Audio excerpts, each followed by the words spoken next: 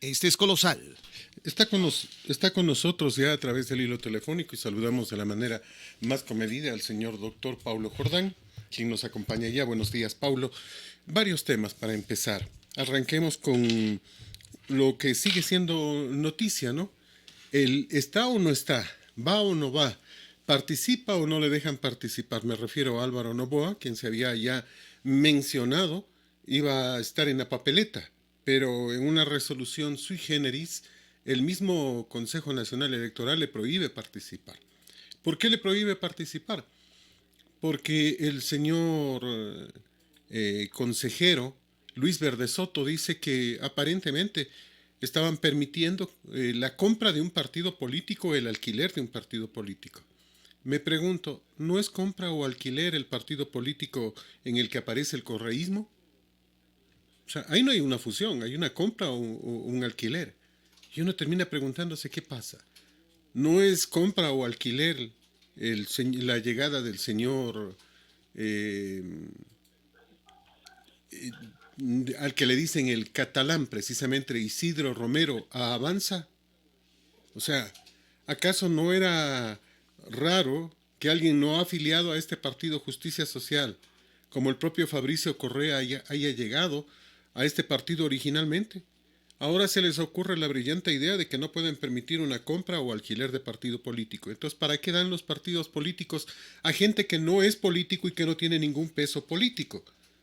El Consejo Nacional Electoral es realmente sinónimo de fraude y este es uno de estos temas, ¿no? ¿Cuál es tu opinión sobre esta situación? Bienvenido. Buenos días, Fernando. Buenos días, Ramón. Buenos días a todos los amigos que están con Colosal en Ambato, el Ecuador y el mundo. Bueno, el Consejo Nacional Electoral realmente va dejando demasiadas dudas, ¿no? Vamos viendo que se van cometiendo demasiadas irregularidades en todo el proceso de inscripción ahorita. Porque si nos ponemos a pensar, como tú decías, desde el candidato del correísmo que cumplió con los requisitos básicos en el momento de la aceptación de la candidatura conforme dice el Código de la Democracia, no presentó los documentos, no se presentó el vicepresidente que se iba a postular por esa tienda política. Igual, como tú dices, se aliaron con otro movimiento para poder participar, lo aceptaron. Vamos viendo que se dieron otros procesos igual de irregularidades en el caso de Jaco Pérez y ahora con el caso de Álvaro Noboa, ¿no? Pero lamentablemente esto es el resultado de tener partidos políticos débiles, ¿no? De no tener realmente organizaciones políticas bien estructuradas que puedan participar adecuadamente.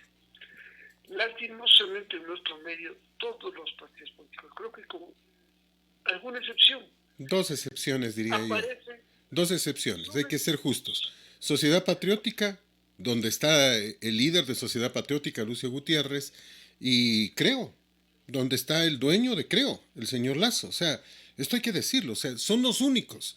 Y el resto de candidatos no pertenecen a los partidos, llegaron a último momento. No sé si arrendaron o compraron, pero las cosas son así, pues. Eso te manifestaba y es lamentable en nuestro medio, ¿no? Porque los partidos políticos aparecen solo en tiempo de elecciones. No comprenden que esos son procesos de todo el tiempo, que deben cumplir con un requisito mínimo, ¿no? De votación en todo proceso electoral, que deben tener un mínimo de candidatos y un mínimo de autoridades. Entonces, lastimosamente en el caso de Álvaro Noboa, que es una persona que ya ha participado creo que unas 5 veces, no tiene una estructura política adecuada, no ha cumplido con algunos requisitos y en último momento se ve abocado a esto, ¿no? Parecería que el Consejo Nacional Electoral actuó parcializado, parecería. Yo no sé si las expectativas de que Álvaro Noboa llegue a la presidencia de la República son tan claras después de lo que estamos viendo, porque yo creo que por más interés, por más buenas intenciones, por más que tú tengas las expectativas de llegar a la presidencia o tengas aparentemente una preferencia electoral, no puedes llegar a través de, por ejemplo, en este caso, siendo una persona de derecha, llegar a través de un partido que tiene aparentemente convicciones del correísmo, pues no. Entonces, las cosas en nuestro medio no son... A ver, pero ¿tú crees que Álvaro Noboa es correísta? No, ¿Tú crees que Álvaro Noboa le va a perdonar a Correa que le haya quitado su hacienda, que le haya quitado dinero? ¿Crees que él va a pactar directamente con el correísmo? No, pues le ofrecieron esta posibilidad y desde hace 20 años su deseo es servir al país. Porque no, tú acabas de decir algo que es una verdad. El problema de Noboa es que no es político, es empresario. Termina las elecciones y regresa a ser empresario y regresa a su trabajo. Y en el tema político, los señores Sánchez, que entre comillas son su mano derecha, pero parece que Álvaro es zurdo, le hacen quedar mal completamente, pues. Son los que cometen error tras error, problema tras problema. Pero Noboa confía en ellos ciegamente, eso es la verdad. Políticamente hablando, Noboa ha perdido bonos, se lo ha visto muy mal, le han hecho pasar vergüenzas estos señores Sánchez, equivocados absolutamente, buscando solo sus beneficios. Ahora entendemos por qué no se llegó a un acuerdo con el Partido Social Cristiano. El Partido Social Cristiano estaba dispuesto a aceptar la vicepresidencia. El partido de Lucio Gutiérrez, Lucio estaba dispuesto a aceptar la vicepresidencia. Conversó con, dice el propio Noboa, con más de 6 partidos. Pero no se llegaba a acuerdos. ¿Por qué? Porque no negociaba a Álvaro, sino negociaba a Silca y ella quería la papeleta completa. La presidencia para Álvaro, que era lo lógico y lo normal, pero la vicepresidencia para el maridito. Un tipo desconocido al que nadie sabe quién es, que no tiene ningún mérito, excepto el ser esposo de Silca Sánchez. Entonces, claro, era imposible llegar a un acuerdo con un partido político, porque cualquier partido político, en el mejor de los casos, te cede la candidatura a la presidencia, pero te piden la vicepresidencia, pues, que es lo lógico y lo normal. Pero Sánchez, Silca, pretendía los dos puestos, o sea, no quería negociar, no, la intención de ella nunca fue negociar, la intención de ella era conseguir la presidencia para Álvaro Noboa, la candidatura me refiero, ¿no? Y la candidatura a la vicepresidencia para el marido de ella. Esto debería dar para que Noboa se dé cuenta de cómo le han manejado y cómo han mal utilizado el nombre de él. Lastimosamente, el empresario demuestra que es buen empresario, pero que es muy malo en la política. Por eso la gente lo entiende como un outsider, es decir, alguien que pese a haber participado en las últimas 6 elecciones, no lo entiende como político. Que es raro, ¿no? Tú lo has graficado perfectamente, Fernando. Creo que aquí deberíamos separar a Álvaro Noboa, empresario exitoso, un empresario, uno de los más ricos del país, sin duda, ¿no? Pero políticamente comete demasiados errores garrafales. No sé si es responsabilidad absoluta de la gente que le rodea, ¿no? La familia Sánchez está mucho tiempo alrededor de él y le han hecho cometer políticamente muchos errores. Tú dices, lo adecuado, lo óptimo hubiera sido que a lo mejor Álvaro Noboa, por sus características de empresario, de hombre de negocios, vaya con la derecha, ¿no? En este caso con el Partido Social Cristiano o algún otro partido de derecha, porque hubiera habido coherencia, hubiera habido consistencia, ¿no? En su forma de ser y con lo que él hace. Pero bueno, la política en nuestro medio funciona así, lastimosamente, ¿no? No hay coherencia en el accionar del político, ¿no? El político funciona de acuerdo a sus intereses. A un político se lo quiere dar una manera de la que no es, como en el caso, por ejemplo, de Lasso, ¿no? Todos sabemos que Lasso no es un tipo con un carisma excepcional y se lo quiere hacer popular, ¿no? A través de las diferentes frases que él tiene. Entonces, como que no es adecuado, no sé si los asesores políticos, los asesores de imagen, como dice, no se dan cuenta de aquello. Creo que a un político hay que tratar de venderlo como es. Grotescamente no le vas a vender hablando cosas o palabras que no son adecuadas, porque no le quedan aparte de eso. Y porque además pierde votos. Pero Creo que no es adecuado, ¿no? la pregunta original en el tema del señor Noboa es, ¿puede el Consejo Nacional Electoral, en una reunión disponer de que el partido Justicia Social, cercano al correísmo, como tú decías, el partido en que el dueño es el señor Jimmy Salazar, que no tendría votos ni para nada, ni siquiera para concejal, pero él es el dueño del partido, dispone, basado en una resolución del Tribunal Contencioso Electoral, que tiene 15 días para hacer primarias de nuevo, para escoger los candidatos, para aceptar los candidatos su postulación y para terminar inscribiéndose. Le dan 15 días. 15. Y no había ningún problema, nadie dijo media palabra, todos callados y todos, entre comillas, contentos, unos sorprendidos nosotros, obviamente. Al segundo día de que le dan luz verde a Justicia Social, aparece la nominación de Álvaro Noboa.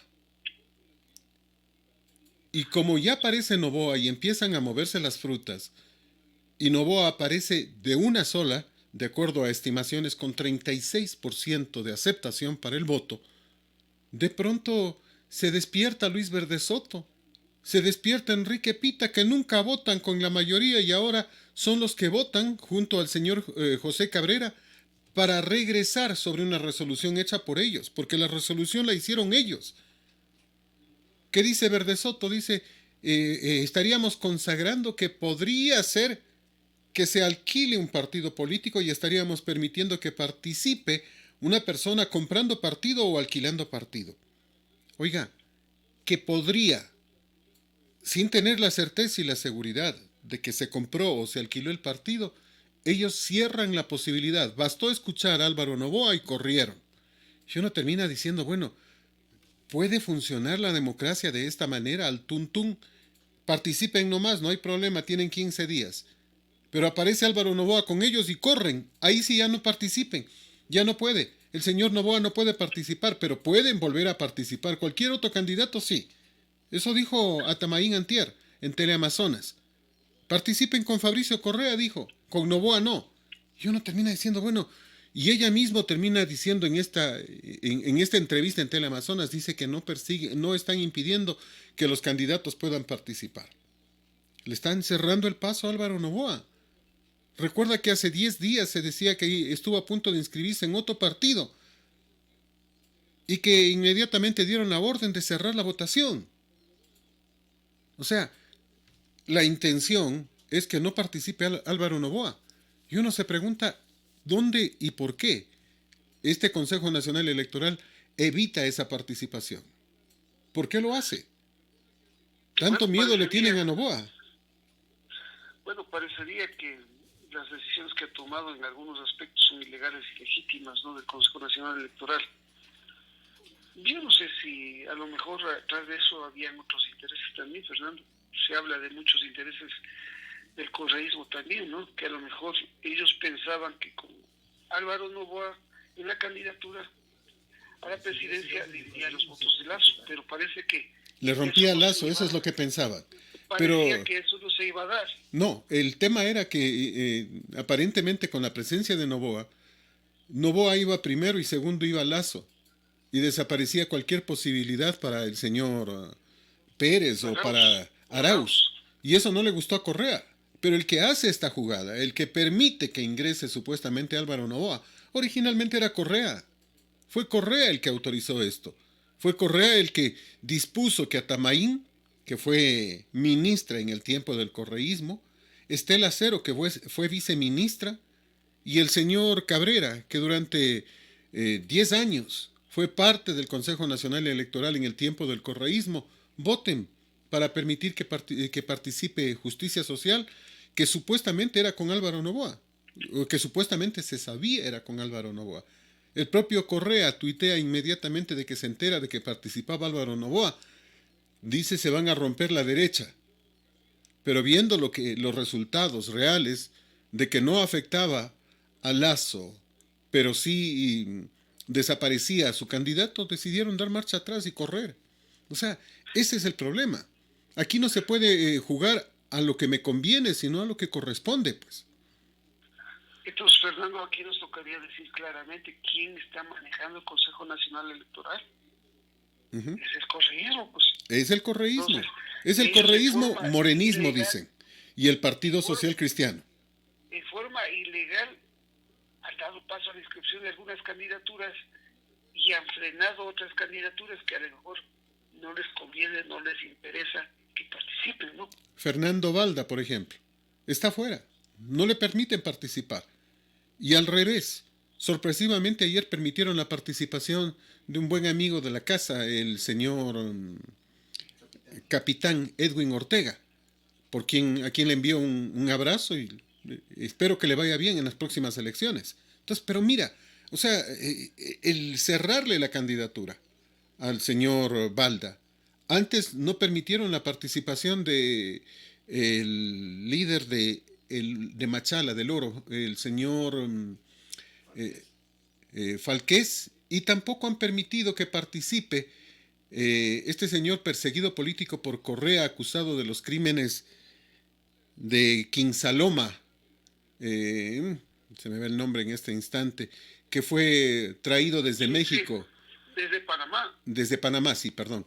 Esposado y todo lo demás. Galo Lara Yepes, ya me acordé. Tito Galo Lara Yepes. No han permitido la participación de ellos. Y uno termina diciendo, bueno, ¿esto puede ser democracia? ¿Democracia de esta forma? ¿Democracia de esta manera? Además, hay una resolución del tribunal, se me va el nombre, del tribunal contencioso electoral, exacto, del tribunal contencioso electoral favorable a Justicia Social, es decir, al partido que inscribía a Álvaro Noboa.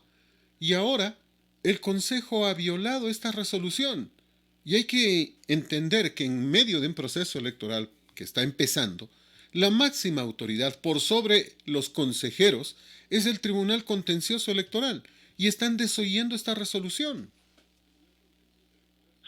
Así sería, porque se entiende que en todos los aspectos legales, quien resuelve, a la vez disyuntivas, a la vez ciertas normas que a lo mejor no son fáciles de aplicar, el contencioso electoral es el que dirime, ¿no? Es el que decide. Pero aquí el Pleno del Consejo Nacional Electoral es el que está tomando las decisiones en forma arbitraria en algunos casos, en forma ilegítima, pero como tú dices, parecería que todo esto está parcializado, ¿no?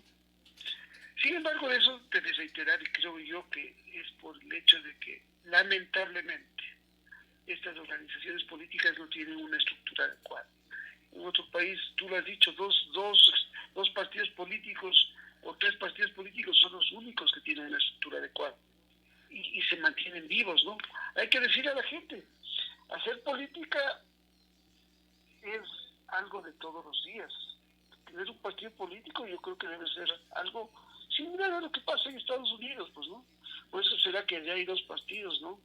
El demócrata y el republicano, y están trabajando todo el tiempo, ¿no? Porque se necesita profesionalizar nuestra política, se necesita tener buenos políticos, el nivel de nuestros políticos debe mejorarse, la calidad de nuestra política debe ser mejor, porque caso contrario no avanza el país.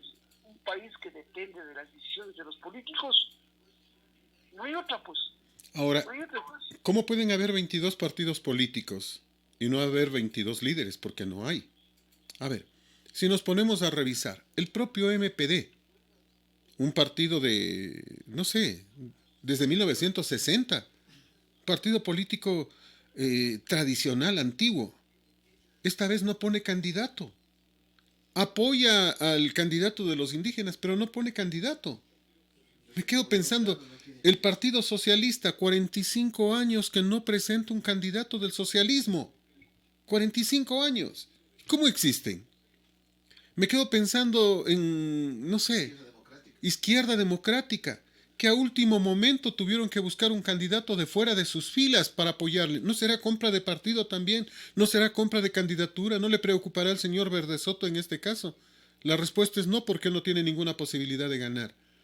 O sea, si es que estamos buscando evitar esto, ¿cómo es que los hermanos del señor presidente de la República, que no tienen ninguna posibilidad, ni siquiera Lenin tiene posibilidades? Para que llegue Lenin hubo que hacer fraude. Entonces, Si esta gente no tiene ninguna posibilidad, no son políticos conocidos, entonces ¿para qué les dieron partido político? ¿Para qué les dieron partido político? ¿Para que negocien? ¿Para que lo alquilen? Que eso realmente es lo que ha pasado. El señor Jairala, alquilando su partido político. Pero ahí no le preocupó a Verde Soto, no le preocupó a Pita, no le preocupó al señor Cabrera, ahí no. Cuando es Novoa, ahí sí preocupa. Entonces uno termina preguntándose, todos estos problemas son justamente por la serie de acciones de este Consejo Nacional Electoral, que no han permitido una participación lógica normal de los partidos políticos, pues. Y eso es lo que nos está preocupando. ¿Qué confianza le podemos tener a este Consejo Nacional Electoral? Difícil, ¿no? La confianza, imagínate que es el órgano rector del próximo proceso electoral y muchas decisiones que hemos visto hasta ahora son parcializadas, tienen intereses de determinados partidos políticos. Lastimosamente la vida del Estado, la vida del país, la vida del Ecuador está en las manos de los políticos. Los políticos representarán a lo mejor el 20% de la población en general y nosotros como ecuatorianos estamos sujetos a las decisiones de ellos, lamentablemente. Unos Están, 22 candidatos es una locura, ¿no? 22 movimientos políticos o partidos políticos es una locura. Yo creo que ninguno, bueno, digamos, unos dos o tres de ellos a lo mejor tienen una verdadera estructura nacional. y calificaron también a Juntos Podemos en estos días. El resto de partidos políticos, Fernando, que me disculpen, es pura novelería y puros intereses nada más. Porque a través de la votación que tengan llegarán a hacer alianzas y a través de esas alianzas llegarán a tener a lo mejor una pequeña cuota de poder, ¿no? Sabiendo que en el país y en el mundo los votos no son indosables. Tenemos que cambiar, porque de reiterar, Fernando, la vida del país está en la mano de los políticos, está en la conciencia de los políticos. Por eso es que el país está como está, pues, ¿no? La clase política, no sé si es un reflejo de la sociedad, pero la clase política que tenemos en nuestro medio es visceral, pues, ¿no? Nunca ha pensado en el desarrollo del país. Vamos 40 años de vuelta a la democracia y el país no ha podido avanzar. Tenemos los mismos problemas de todo el tiempo: corrupción, desempleo. No llegamos a un nivel de desarrollo adecuado que permita gozar de un nivel de vida o de calidad de vida adecuado a la población. Seguimos endeudados cada vez más y más. Entonces, no hemos podido superar estas lacras que vamos arrastrando. Y eso lo debemos, nos guste o no, a la clase política. Una clase política mediocre, una clase política poco profesional, que no piensa en beneficio del país ni en beneficio de los más pobres, como ellos dicen todo el tiempo, ¿no? Ahora que regresamos al tiempo de elecciones, ahora que entramos a un nuevo proceso electoral, se llenan la boca de los más pobres, cuando sabemos que solo en el país hay 5 millones de subempleados y sin empleo. Entonces, ¿qué hacemos? ¿Qué hacemos para cambiar esta triste realidad que tiene el país? Son algunos Si de estos tuviera, temas importantes. Estamos en este diálogo con el señor doctor Paulo Jordán. Vamos a una pausa y volvemos para continuar esta plática.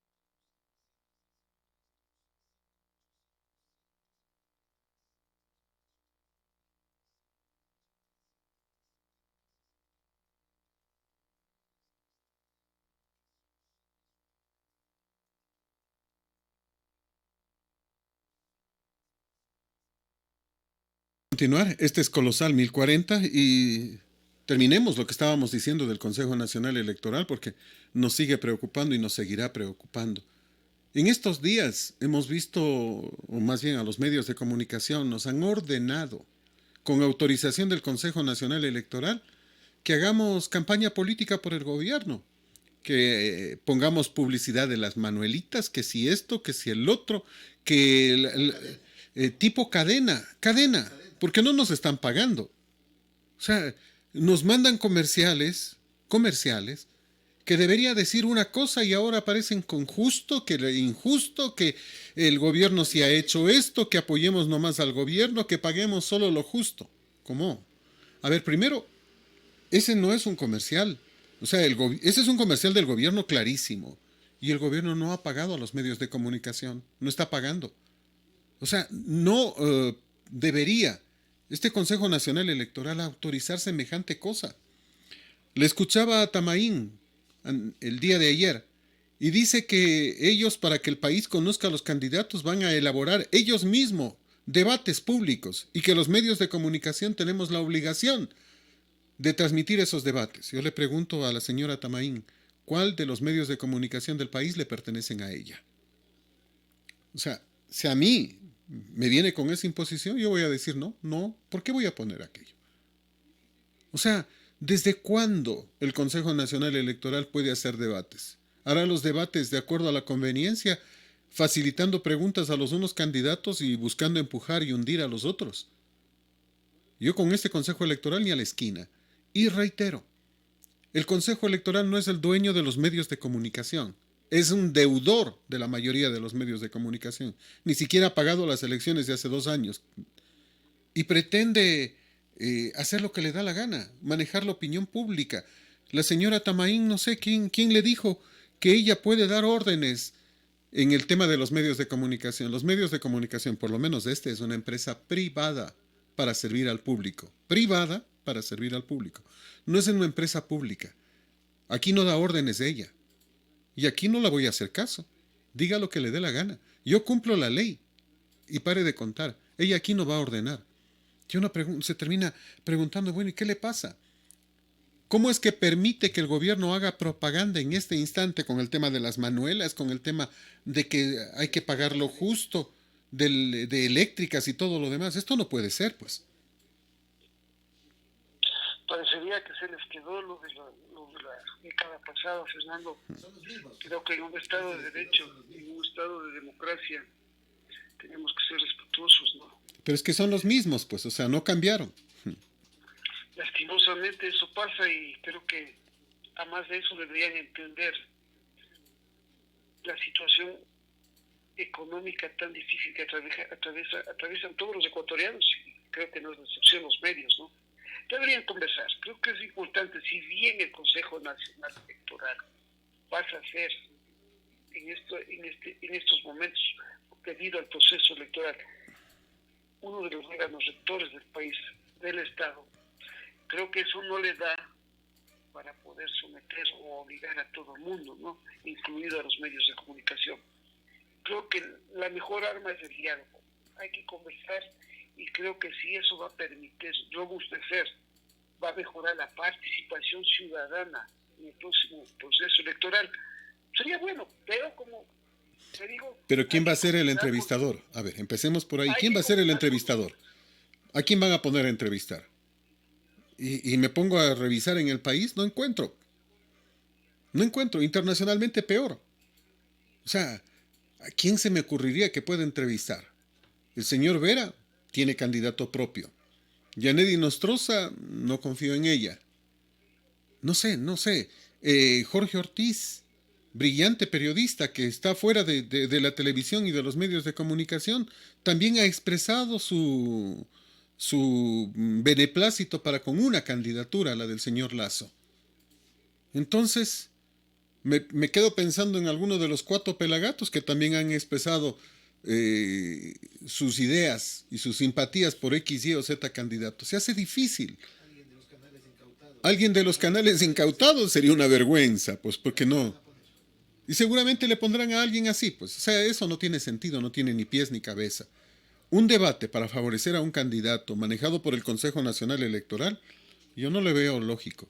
Y reitero, la ley determina cuándo, cómo, en qué instantes debo ingresar en cadena con el Consejo Nacional Electoral. Está determinada en la ley.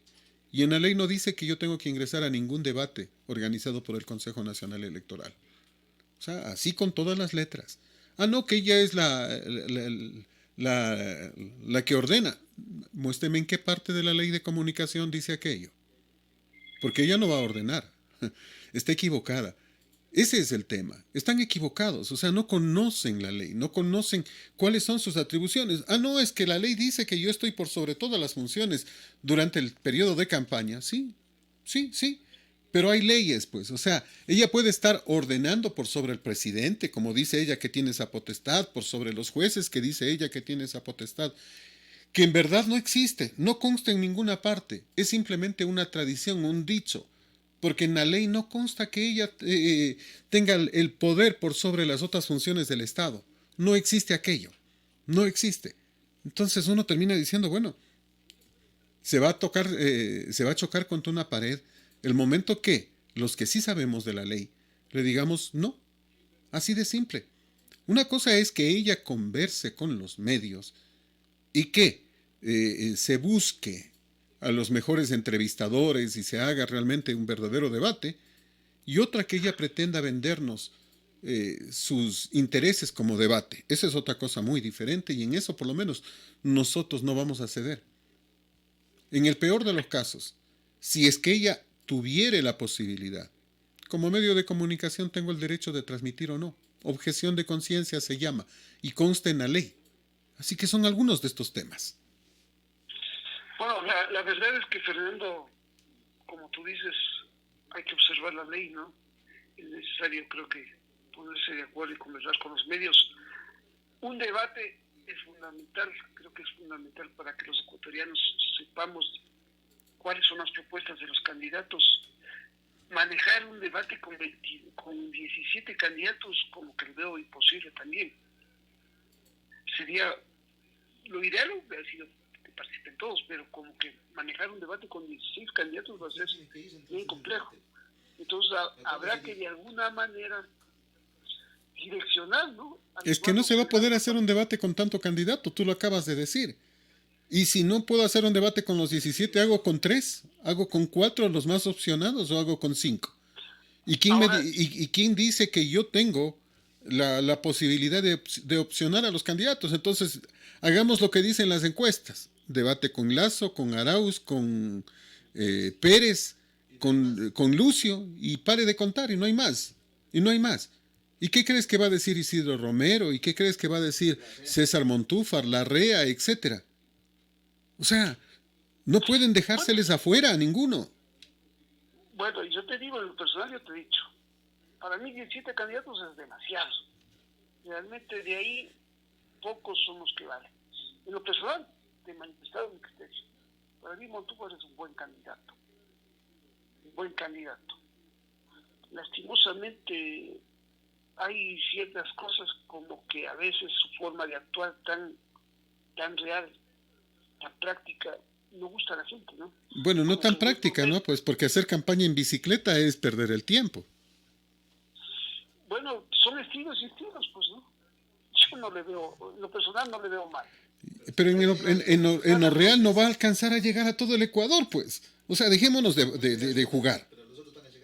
Dejémonos de jugar. Él podrá dar, en el mejor de los casos, si es que alcanza una vuelta al Ecuador. Los otros llegarán 5 o 10 veces, pues. O sea, por favor, si estamos en una campaña no puedo ponerme a jugar. La bicicleta es un juego en este instante, no es un medio de transporte cuando necesitas visitar el Ecuador entero, pues por favor. O sea, eso es una torpeza. Bueno, creo que hemos visto candidatos de todo, ¿no? De todo, tú sabes eso. Y cada quien ve su manera de llegar. Yo creo que nosotros tenemos que ser respetuosos, yo soy respetuoso. Yo he visto, como te he dicho, algunos candidatos que tienen su manera de llegar a la gente, pues ya hay que respetar, pero yo creo que sí hay candidatos buenos, no todos son malos. Pero como tú dices, no sé si el Consejo Nacional Electoral dará la posibilidad de que todos presenten sus propuestas, no sé si va a alcanzarse a hacer un debate para 17 candidatos como están ahorita. Te pregunto, Entonces, Paulo, te pregunto a ti, ¿crees que un debate va a cambiar tu opinión sobre los candidatos? bueno, hay candidatos que hay que decirlo, Fernando, que son opciones fuertes, por lo que representan, pues, ¿no? O sea, negar que Lazo no es un candidato fuerte, creo que sería lo contrario a la razón, pues. Lazo viene igual participando ya en 3 campañas electorales, tiene una estructura política formada en todo el Ecuador. Hemos dicho, el candidato del correísmo, que ahora creo que tenemos 2 o 3, negar también su estructura sería ilógico, ¿no? Hay recursos ahí. Hay candidatos como los que mencionabas tú, Lucio Gutiérrez, que a lo mejor representan una minoría, que hacen todos los esfuerzos por también dar a conocer, ¿no? Hay candidatos como Montúfar, para mí una persona inteligente, brillante, que también ha puesto a veces los intereses de la patria sobre los intereses personales, que yo veo buenos candidatos, pero pueden ayudar para que nos formemos un criterio, para que tengamos una idea de lo que proponen. Porque si no hay debate, acuérdate que cuando ganó Moreno nunca quiso debatir, pues. Y ahora va a ser imposible hacer un debate. Y te reitero, no va a cambiar un debate en que le vas a poder hacer 2 preguntas o 3 preguntas a los candidatos, siendo 17, significa 17 por 3, 51 respuestas. Y cada respuesta será de 3 minutos. Entonces 51 por 3, estamos hablando de 153 minutos. 153 minutos puesto en horas son 3 horas y media. 3 horas y media solo para responder 3 preguntas. 3 preguntas. Y uno termina diciendo, bueno, ¿y crees que la gente va a escuchar semejante sainete? No, va a ser difícil, no va a ser práctico ya. Siendo honestos, no va a ser práctico hacer un debate con tanto candidato. Se entendería, pero ya no seríamos vuelta ahí democráticos, ¿no? Que al menos el debate tendría que hacerse con los más opcionados, ¿no? Que tampoco se puede hacer, porque la democracia garantiza que todos tienen igual participación y justamente el Consejo Electoral quiere hacer el debate para que todos los candidatos, especialmente los menos conocidos, sean conocidos sus propuestas. Pues. Pero bueno, de todas maneras, pero no creo que es importante que la ciudadanía, que los ciudadanos conozcamos cuáles son los puntos de vista de los candidatos sobre lo que pasa en el país. Creo que para nadie debe ser desconocido ver el problema de la corrupción tan grave que tenemos ahorita. Todos necesitamos saber cuáles son las propuestas de los candidatos ante el desempleo, Fernando. Todos tenemos que estar conscientes de la división que existe en el país. Todos debemos luchar por ver cuáles son las propuestas sobre el tema del COVID y el problema sanitario que se nos presenta cada vez más grave. Paulo, pero la verdad, ¿tú crees que la gente vota por propuestas? Bueno, yo te diría Aquí la gente vota porque Correa le dice que vote por su candidato, por su títere. La gente vota por los que destruyen las ciudades. La gente vota por el que dice una grosería y una mala palabra. La gente vota por el candidato que, entre comillas, está 10 años. No es que están votando, escogiendo las mejores propuestas. El único candidato que ha presentado propuestas es Lucio Gutiérrez, les guste o no. Ninguno de los otros, ni el señor Lazo, presenta una propuesta concreta y definida. Entonces, ¿de qué hablamos? El rato que estamos pidiendo que nos cuenten las propuestas, si al público no le interesa, si el público no lo va a ver en mayoría. No creo que sea tanto así, no. Yo creo que sí hay personas, a lo mejor tú, a lo mejor yo, y a lo mejor muchas personas que sí nos interesa saber qué se va a hacer, pues, ¿no? Sí, creo que ese es uno de los mayores problemas que tenemos como sociedad, pues, ¿no? Interesarnos nada en los aspectos políticos, en las propuestas que tienen nuestros futuros gobernantes, nuestros futuros asambleístas, pues, ¿no? Por eso es que vemos que llegan a la asamblea muchos asambleístas y creen que tienen que entrar a hacer negocios con el Estado, tienen que entrar a pedir cuotas de poder, por la ignorancia y el desconocimiento que hay en nuestra gente y tenemos nosotros a veces. Entonces creo que esa es la lucha que tenemos, ¿no? Es una lucha a veces titánica, a veces idealista, pero creo que ese debería ser el camino, pues, Fernando. Pero Caso contrario, tú y muchos, mi querido Paulo, aunque no haya debate, van a tratar de conocer al candidato, que ofrecen X, Y o Z candidato, sin debate, lo van a buscar. Pero la mayoría del pueblo ecuatoriano no le interesa conocer, y ese es otro de los temas. Estamos conversando con el señor doctor Paulo Jordán. Vamos a hacer una pausa y volvemos para continuar este diálogo.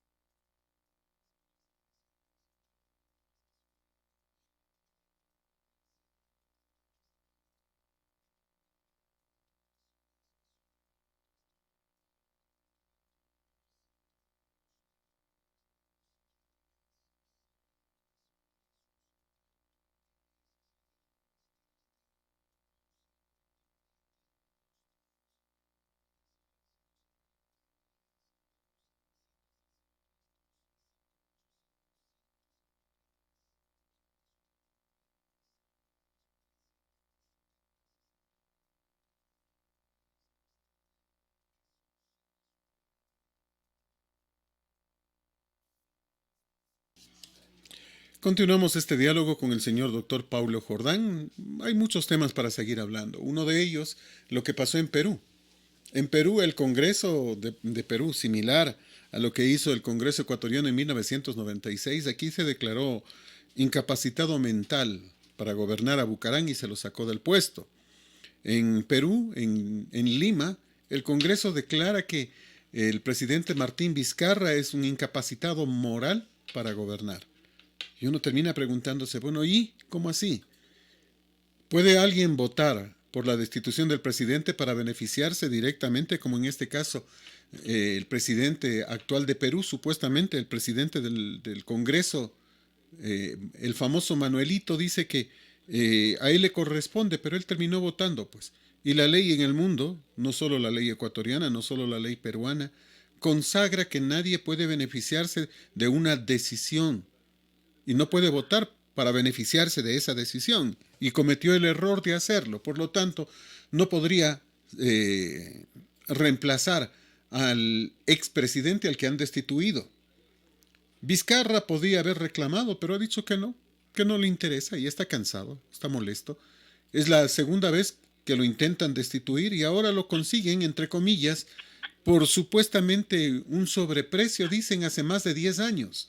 Un sobreprecio que lo encuentra la Asamblea y que los organismos de control nunca lo encontraron, que los jueces jamás encontraron.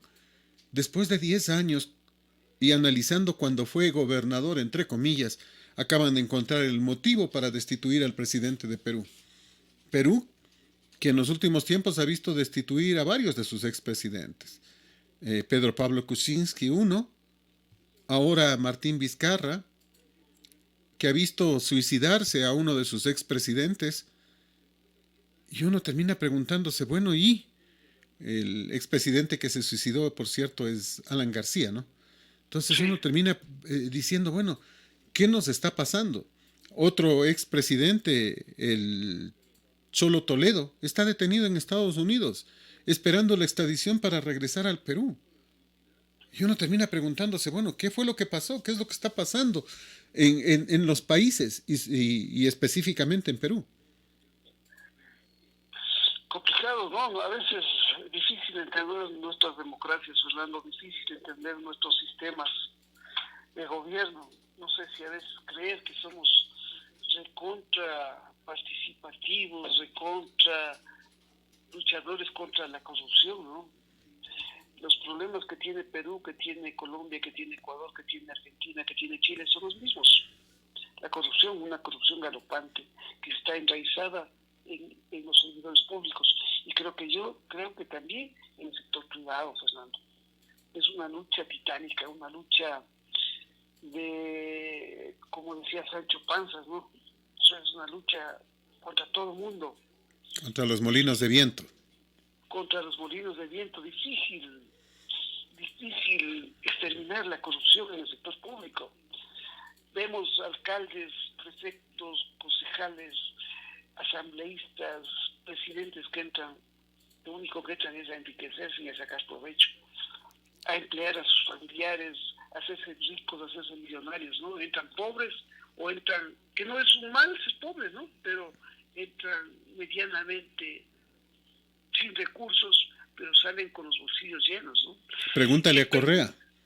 Y de los que se benefician de los puestos públicos, imagínate una vicepresidenta que va al Vaticano con su familia completa y que dice el canciller del Ecuador, Luis Gallegos, en una entrevista con CNN, que se jugó la vida, dice. Y uno se pregunta, ¿qué es que le pasa? ¿Qué sucede? Tremenda torpeza, Fernando, tamaño torpeza de nuestro canciller, ¿no? Bueno, en el Perú, el presidente Vizcarra parece que en el año 2014 había habido un sobreprecio en unas obras cuando él había sido gobernador de una de las provincias o estados de Perú, y acogiéndose en eso le destituyen, ¿no? Parece que no le dieron oportunidad al debido proceso, se violentó varias normas y fue ilegal su destitución, de acuerdo a lo que han traído los medios de comunicación. Exactamente. Vizcarra, como tú dice que él no está para reclamar y va a obedecer lo que el Congreso lo ha hecho.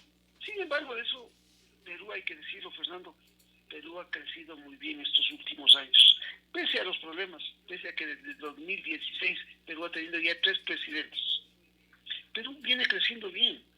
Perú tiene una economía fuerte, sólida, que ha disminuido la pobreza, que ha traído la inversión extranjera, pese a esta inestabilidad, ¿no?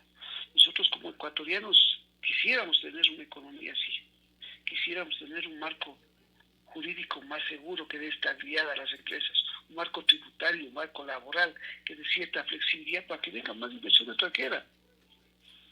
Lamentablemente eso no pasa en nuestro país. Lo que tú decías de la vicepresidenta, ¿no? A veces tenemos funcionarios y servidores públicos bien testarudos y bien torpes, ¿no? Nuestro canciller dice que se jugó la vida, ¿no? Es producto de lo que hemos visto todo el tiempo, ¿no? Quien accede a esas instancias del poder público trata de sacar ventaja. Tú sabes que como un simple ciudadano, no, a lo mejor no vas a llegar con todos esos honores al Vaticano, ¿no? No le recibe el Papa, pues. Pero si la Cancillería, pero si el Estado tendría como una política de Estado. Acuérdate que el Vaticano es un Estado, pues, ¿no? Y el Papa es su representante. Si realmente tuviéramos una planificación adecuada y supiéramos que la vicepresidenta fue realmente por ciertos objetivos o a firmar ciertos convenios que van a beneficiar al país, a lo mejor diríamos también. Pero todos sabemos que eso no hay, ¿no? Simplemente fue el hecho de aprovechar las circunstancias de encontrarse en el poder. Y los memes que no han faltado, ¿no? Hay un meme en que le ponen junto a los locos Adams. Es que la facha da para aquello, la facha da para aquello. Hay muchas cosas que debemos cambiar, Fernando. Hay muchas cosas que están mal en nuestro país. A veces, como te he dicho, no queremos ser pesimistas, creemos que debemos seguir adelante. Es una lucha titánica, ya tú lo dijiste, es como Sancho Panza y Don Quijote, es una lucha contra los molinos de viento, ¿no? Pero hay que seguirlo haciendo. Lastimosamente vemos mucha incompetencia en los servidores públicos, hay mucha incompetencia en quienes nos gobiernan, en quienes nos administran. Cuando están en campaña nos dicen que saben todo y van a cambiar todo. Llegan al poder y no saben qué hacer. Es que no tienen idea de nada, es que no son administradores, no han administrado ni la tienda de la esquina. No tienen ni los equipos, no tienen ni los grupos humanos para poder trabajar y poder transformar nuestras ciudades, nuestras provincias, nuestro país.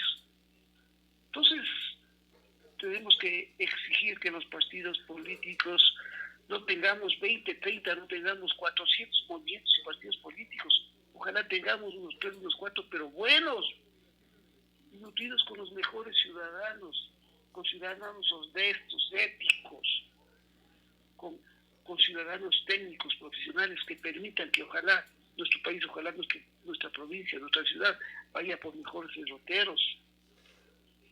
Y Ahora que el problema siempre será ese, ¿no? O sea, la politiquería que se confunde con la política. Y esto es lo que nos preocupa. Y nos preocupa lo que pasa, por ejemplo, en Estados Unidos. En estos días, Trump se ha deshecho de varios altos funcionarios. ¿Por qué? Porque nunca le informaron que había un software elaborado por el Pentágono en la época de Obama, con el que podían cambiar elecciones y que aparentemente lo terminó utilizando el Partido Demócrata.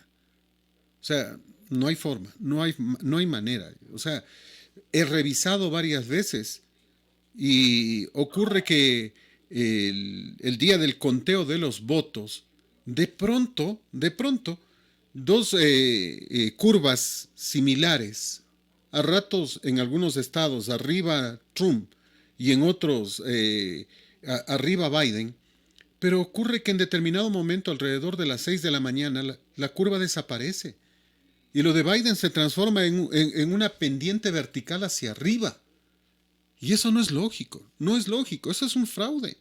No puede ocurrir de otra manera. O sea, perdóname, pero en un país totalmente dividido, en que casi la mitad de los estadounidenses están con un candidato y la otra mitad con el otro candidato, ¿cómo es que en determinado momento llegan 140,000 votos y todos son para Biden?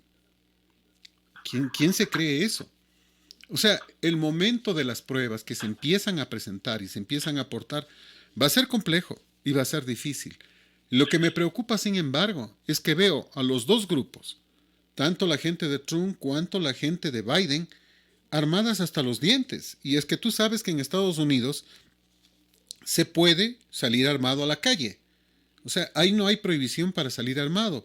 Y los veo con rifles de alto poder, armados al un lado y al frente los otros. Y en cualquier instante se va a generar un problema. Para mí el problema ya está generado en este instante. La entidad de control de las elecciones en Estados Unidos todavía no se ha pronunciado. No se ha pronunciado. No ha mencionado a un ganador. La prensa ha expresado, sin embargo, su cariño por Biden. Y ha generado que hasta el Papa ha generado que diferentes presidentes como Moreno y otros feliciten a Biden. Oiga, ¿quién dijo que Biden ganó?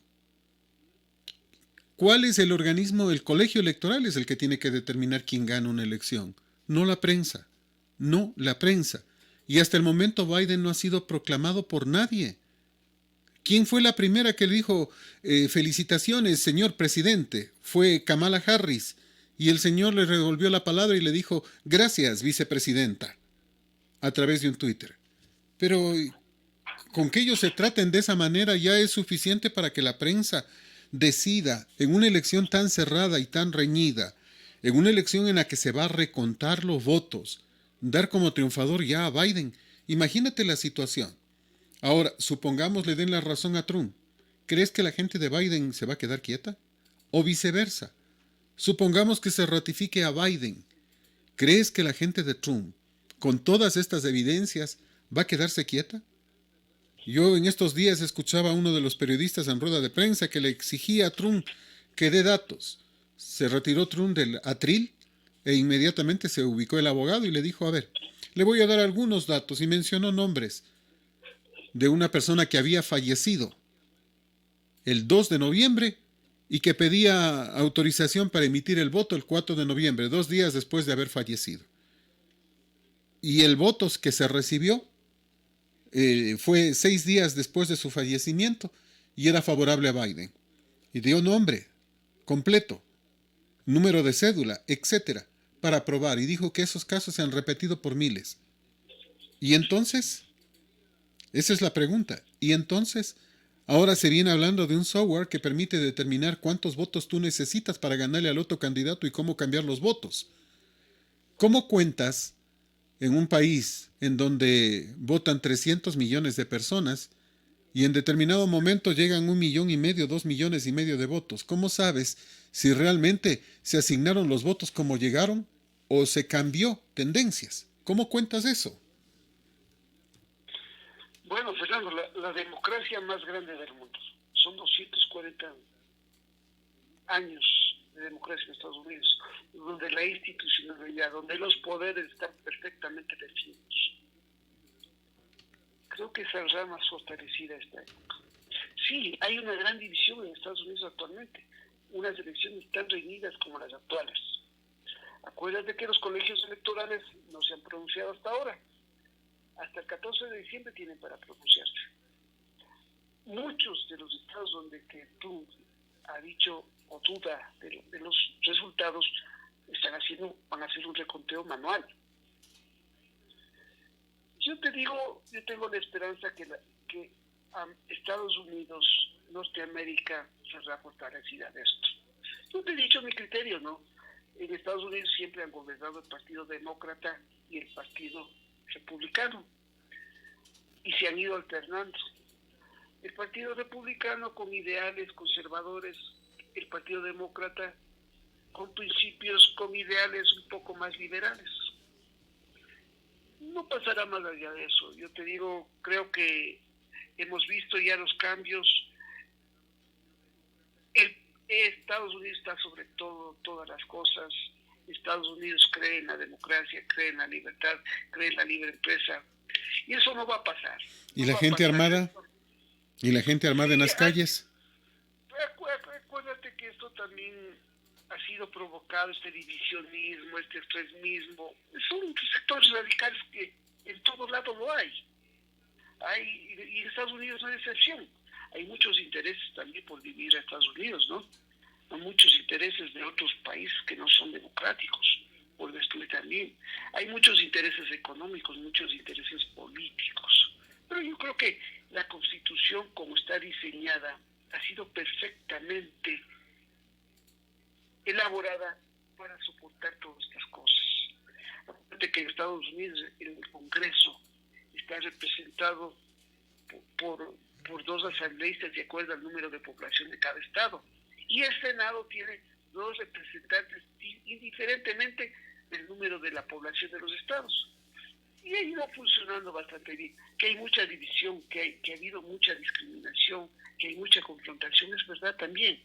Ojalá llegue un presidente con la madurez, con la capacidad suficiente para poder liderar y poder sumar. Es lo que pasa en nuestros países, es lo que pasa aquí en el país, acuérdense. De este país chiquito quieren hacer una confederación.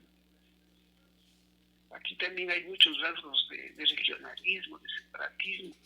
Es algo tan pequeño, es algo tan ilógico, ¿no? Pero creo que Norteamérica seguirá adelante. Hay mucha sabiduría, muchos deseos porque América siga adelante. Nosotros como ecuatorianos, que ahora tenemos hasta la moneda, date cuenta, hasta la moneda, y dependemos mucho de los gringos. Creo que como ecuatorianos queremos que Estados Unidos siga liderando, pero que nuestros gobernantes también, ojalá, lleguen a sacar los mejores beneficios para el país. Nosotros tenemos por firmar algunos acuerdos de comercio. Uno de nuestros principales mercados está en Estados Unidos. Nosotros como ecuatorianos que estamos viendo de afuera, sí nos ha llamado la atención todo lo que está pasando en Estados Unidos, ¿no? Este extremismo, esta confrontación, este divisionismo que hemos visto, esta intolerancia ante los inmigrantes, esta intolerancia ante el racismo. Entonces nosotros como ecuatorianos sí pedimos que la democracia de Estados Unidos va a ser fortalecida. Ojalá que sea así. Creemos que Estados Unidos tiene la capacidad para seguir adelante. Es la primera economía en el mundo, es la primera democracia en el mundo. Entonces creo que vamos a salir a flote y ojalá nosotros como Latinoamérica, como Sudamérica, también seamos beneficiados de esta democracia, Fernando. Ojalá que sí, aunque yo tengo muchas dudas por el ingreso del socialismo directamente hacia el país, el gran país del norte. Paulo, muchas gracias. Siempre es un placer conversar contigo. Siempre es un gusto platicar los días sábados. Buenos días, Fernando. Muchas gracias a ustedes, muchas gracias al público que siempre está con nosotros, con Colosal, en Ambato, en Ecuador y en el mundo. Colosal. Pero antes de cerrar, un solo dato que me pedían ayer, explique qué pasó. El día jueves, en la selección ecuatoriana de fútbol esperaba poder contar con sus dos delanteros estrella, el señor Ener Valencia y el señor Michael Estrada. Sorpresivamente, Ener no estuvo en el partido. Mucha gente preguntaba qué pasó, qué hizo mal, por qué no lo pusieron, era decisión técnica, etcétera, etcétera. Averiguamos y nos enteramos que Ener tenía problemas de altísima temperatura y aparentemente COVID. Aparentemente COVID. Nunca apareció en el partido, nunca jugó el encuentro y la gente se quedó preocupada. Por cierto, Ecuador ha convocado a 3 centrodelanteros para sus partidos. Uno de ellos es el jugador Campana, el hijo de Pablo Campana, que se lesionó. Y la pregunta es, ¿y por qué no lo reemplazaron? Nadie entiende. Pensamos, o el técnico pensó que con los 2 centrodelanteros que juegan normalmente, habitualmente, no había ningún inconveniente. Se le lesionó uno y tuvieron que improvisar en Bolivia. De todas maneras, la cosa les fue bien. Pero para el partido siguiente la gente se está preguntando, y las habitaciones son compartidas. ¿Con quién compartía habitación Ener Valencia? ¿No tiene COVID esta otra persona? Porque supuestamente lo que tiene Ener es COVID. Vino de Turquía, donde está jugando, aparentemente contagiado. Sin embargo, dicen que se hicieron las pruebas, en cuanto llegaron el día martes les hicieron las pruebas y que dio negativo, pero tiene todos los síntomas. La selección no ha informado sobre sus jugadores.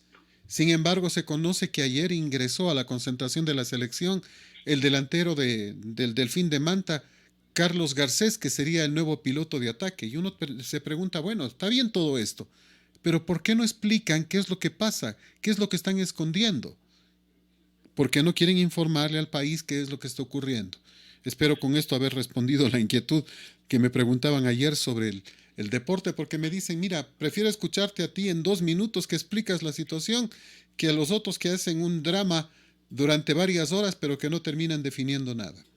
La pregunta es, o más bien, la respuesta es, sí, aparentemente Ener Valencia, pese a que la selección no lo ha dicho, pero hay varios periodistas que sí lo han informado, tendría COVID y habría sido reemplazado de último momento por Carlos Garcés, el que sería el piloto de ataque para el próximo partido del día martes.